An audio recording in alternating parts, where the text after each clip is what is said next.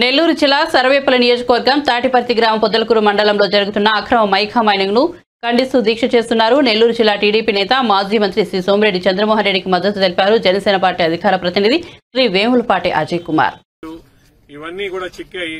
వీటిని చంద్రమోహన్ రెడ్డి గారు వీటిని పట్టుకొని ఇక్కడి నుంచి కదలకుండా 3 రోజుల నుంచి నిద్రాహారాలు ఇక్కడనే చేసుకుంటూ దీక్ష చేస్తున్నారు. తెలిసిన తర్వాత మా వంతు మద్దతుగా ఇక్కడికి వచ్చి అసలు ఏం జరుగుతున్నది, ఇక్కడ ఇంత అన్యాయం జరుగుతున్నదా, వీళ్ళు చెప్పినట్టు నిజమేనా అని చెప్పి ఒకసారి మనం పరీక్షిస్తామని చూస్తే నివ్వరబోయే నిజాలు కనిపిస్తున్నాయండి.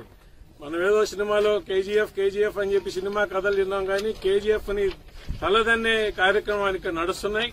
ఇక్కడ అసలు ఆశ్చర్యం ఏంటంటే నేను అడిగాను, ఏమండి దీని లైసెన్స్ ఉందా, ఎవరు లైసెన్స్ అంటే, అయ్యా ఇది ఒకప్పుడు Rustom mines, Bharati mica mines అనే కంపెనీలకి లైసెన్స్ ఉండింది. వాళ్ళు కప్పం గట్టక వాళ్ళు క్యాన్సిల్ చేస్తే హైకోర్టుకు పోయి మళ్లీ వాళ్ళు తెచ్చుకున్నారు. కానీ వాళ్లకు సంబంధం లేకుండా వాళ్ళని పక్కకు దోసి ఏ సంబంధం లేని వాళ్ళు వచ్చి మైనింగ్ చేసుకొని పోతూ ఉన్నారు.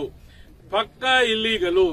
దీన్ని మేము డీజీపీ దగ్గర నుంచి, సీఎం దగ్గర నుంచి, కలెక్టర్, ఎస్పీ, మైనింగ్ డిపార్ట్మెంట్ మేము మొత్తుకొని నాదుడంటూ లేదు. ఇంతమందికి పోయి మేము రిప్రజెంటేషన్ ఇచ్చినా ఒక్కడు ఈ తట్టు మొహం కూడా చూపిలేదు.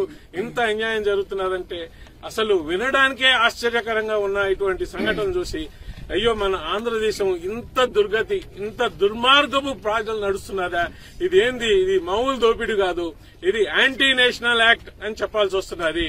ఎందుకంటే ఇవాళ ఏదైతే అక్కడ ఓపెన్ గా మీరు అంత ఏ కట్టు ఇది లేకుండా ఎటువంటి లైసెన్సెస్ లేకుండా అంతంత పెద్ద ఎక్స్ప్లోజివ్స్ పెట్టుకొని ఉంటే మన రమణారెడ్డి చెప్పినట్టు ఏ అసాంఘిక వాళ్ళ చేతుల్లో పడితే దాన్ని వాళ్ళు టెర్రరిస్ట్ యాక్ట్ల కింద లేకపోతే మామూలు ప్రజలు ప్రాణాలు తీసేటట్టు చేస్తే రేపు ఎవరు బాధ్యులు? సో ఎవరైతే ఇది చేస్తున్నారో వాళ్ళని ఈ మన ఏదైతే ఉందో యాంటీ నేషనల్ యాక్ట్ కింద ఫస్ట్ బుక్ చేయాలని చెప్పి డిమాండ్ చేస్తున్నాము. ఇది సహజ వనరుల ఒక ఇల్లీగల్ మైనింగ్ కాదు, ఇది చాలా దుర్మార్గపు చర్య. దీన్ని అసలు ఫస్ట్ ఆఫ్ ఆల్ ఈ సహజ వనరులు, న్యాచురల్ రిసోర్సెస్ ఎవడబ్బు సమ్మండి ఇష్టమైనట్టు తీసుకోబోతున్నారు. ఏమన్నా మీ తాత ముత్తాతలు ఏమైనా ఇచ్చినారా, ఏమన్నా జాగీర్లు ఇచ్చినారా? దీనికి ఒక పద్ధతి ఉంటుంది, ఒక క్రమం ఉంటుంది, లైసెన్సులు ఉంటాయి, గవర్నమెంట్ కి కప్పం కట్టాల్సి ఉంటుంది.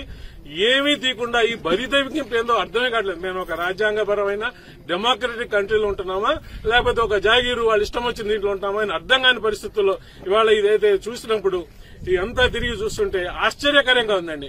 దీని మీద సెంట్రల్ గవర్నమెంట్ కూడా రిపోర్ట్ ఇవ్వాల్సిన అవసరం ఉన్నది. ఎందుకంటే ఈ మైనింగ్ ఎక్స్ప్లోజివ్స్ ఇటువంటివన్నీ కూడా సెంట్రల్ గవర్నమెంట్ లైసెన్సింగ్ కింద వస్తాయి. వీటిని ఖచ్చితంగా కూడా మా పార్టీ తరఫున సెంట్రల్ గవర్నమెంట్ కూడా మేము కంప్లైంట్ చేయడం జరుగుద్ది, స్టేట్ గవర్నమెంట్ తో కూడా కంప్లైంట్ చేయడం జరుగుద్ది.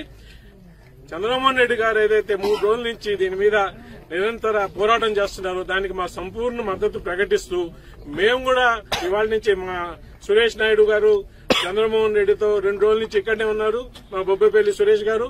ఇంకా కూడా మేము జనసేన పార్టీ తరఫున సంపూర్ణ మద్దతు ఇస్తూ రేపు అసలు దీన్ని ప్రశ్నిస్తూ ఇది ఇమ్మీడియట్ గా ఆపాలా, వీళ్ళందరినీ అరెస్ట్ చేయాలా, ఎవరైతే ఉన్నారో కరెక్ట్ అయిన చట్టాల కింద, యాంటీ నేషనల్ యాక్ట్, యూఏపీఏ చట్టాలు, అటువంటి చట్టాల కింద వీళ్ళని అరెస్ట్ చేసి వీళ్ళని అర్జెంట్ గా ఈ మైనింగ్ ఆపి ఈ ఆంధ్ర ప్రజల యొక్క ఏదైతే వనరులు ప్రజలకు సంబంధించినవండి, ఎవడివి కాదు. ప్రజల ఆస్తి ఈ విధంగా దోచుకుంటూ పోతూ ₹1 ఇంతకుముందు చూసినాం.